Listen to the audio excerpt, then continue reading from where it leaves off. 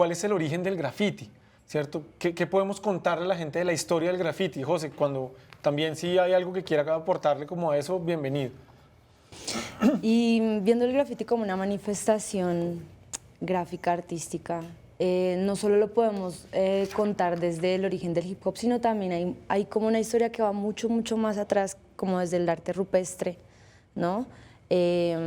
Todas las improntas que habían en esa época, la historia del arte y demás. Luego ya con el hip hop se fue dando un poco un estilo dentro de una cultura, que eso fue lo que hizo boom, que hoy por hoy está como en auge.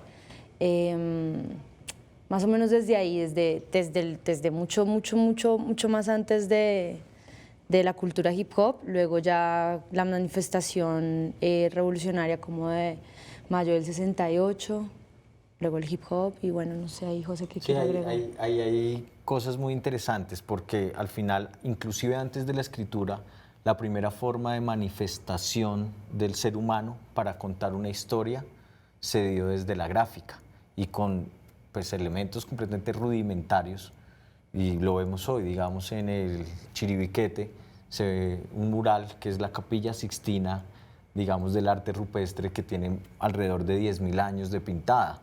Luego vinieron los egipcios, donde también esa forma de escritura, por llamarlo de alguna forma gráfica, pues se da y se dio en las pirámides. Estamos hablando de 3.000 años antes de Cristo.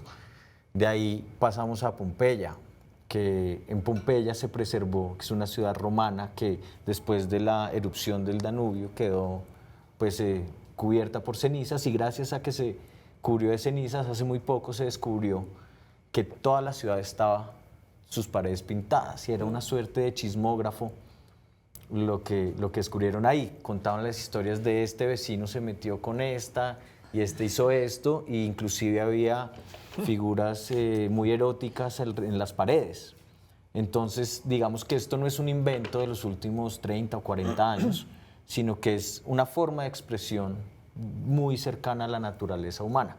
Y de ahí, pues si damos un salto a la segunda mitad del siglo XX, pues están las manifestaciones del 68, las Panteras Negras en Estados Unidos también intervenían los espacios públicos, y el graffiti, digamos, asociado a la cultura hip hop, nace en una historia de amor, que es Cornbread, que es tal vez el primer escritor de graffiti contemporáneo, moderno, pues pinta en Filadelfia su nombre solo para llamar la atención de la chica que le gustaba.